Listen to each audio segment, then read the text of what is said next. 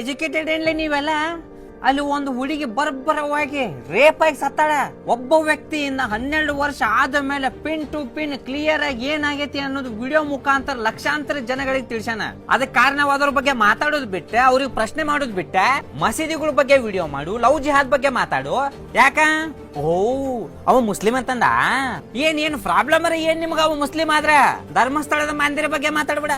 ಯಾಕೆ ಮಾತಾಡಬಾರ್ದ?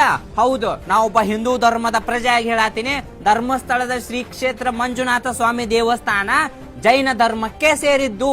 ಸಮೀರ್ ಅಷ್ಟ ಅಲ್ಲ, ನಾನಷ್ಟ ಅಲ್ಲ, ಗೂಗಲ್ ಕೋರ್ಟು ಅಷ್ಟ. ಯಾಕ ಆ ಗುಡಿ ಮಾಲಕ್ ಯಾವದ ನೋಡು, ಅವನು ಸತೆ ಹೇಳ್ತಾನ ಇದು ಜೈನ ಧರ್ಮಕ್ಕೆ ಸೇರುತ್ತಾ ಅಂತಂದ. ಅಲ್ಲ, ಅವ ವಿಡಿಯೋ ಮಾಡಿ ಹಾಕಿದ ಮೇಲೆ ಕಾಮೆಂಟ್ ಸೆಕ್ಷನ್ ಒಳಗೆ ಬಂದ್ ಇಷ್ಟು ಉದ್ರಿ ಹಡ್ಸಾಕತ್ತಿರಲ್ಲ. ಇಷ್ಟು ದಿನ ಹೋಗಿ ಯಾವ ಗುದ್ದನ್ಯಾಗ ಸೇರ್ಕೊಂಡಿದ್ರಿಯಪ್ಪ? ಅವಂಗ ಅದನ್ನ ಮಾಡ್ಬೇಡ, ಇದನ್ನ ಮಾಡಬೇಡ. ಹಂಗಾರೆ ನೀವು ಮಾಡ್ಬೇಕಿತ್ಲಿ ಅದನ್ನ. ನೀವ್ಯಾಕೆ ಇನ್ನು ಹಿಂದೂ ಧರ್ಮದ ಹುಡುಗಿಗೆ ಅಷ್ಟೊಂದು ಅನ್ಯಾಯ ಆಗತ್ತಿದ್ರು 12 ವರ್ಷ ಆದ್ರೂ ಮುಕ್ಕಳಿ ಮುಚ್ಕೊಂಡ್ ಕುಂತಿದ್ರಿ? ಇನ್ನು ಯಾಕೆ ಅನ್ಯಾಯದ ಪರ ಧ್ವನಿ ಎತ್ತಿಲ್ಲ?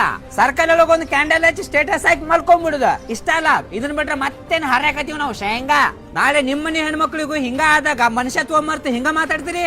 ನಿಮ್ಮ ಕೈಯಾಗ ಆದ್ರ ನ್ಯಾಯ ಕೊಡಿಸ್ರಿ, ಇಲ್ಲ ಮೂಗು ಮುಕ್ಳಿ ಮುಚ್ಕೊಂಡು ಮೂಲ್ಯಾಗ ಕುಂದ್ರಿ. ಅದನ್ನ ಬಿಟ್ಟು ಇಲ್ಲಿ ಜಾತೀಯತೆ ಬೆಂಕಿ ಹಚ್ಚಕ್ ಬರ್ಬೇಡ್ರಿ. ಒಂದಲ್ಲ ಒಂದಿನ ಅದ ಬೆಂಕಿಯಾಗ ಸುಟ್ಟು ಹೋಗ್ಬಿಡ್ತೀರಿ.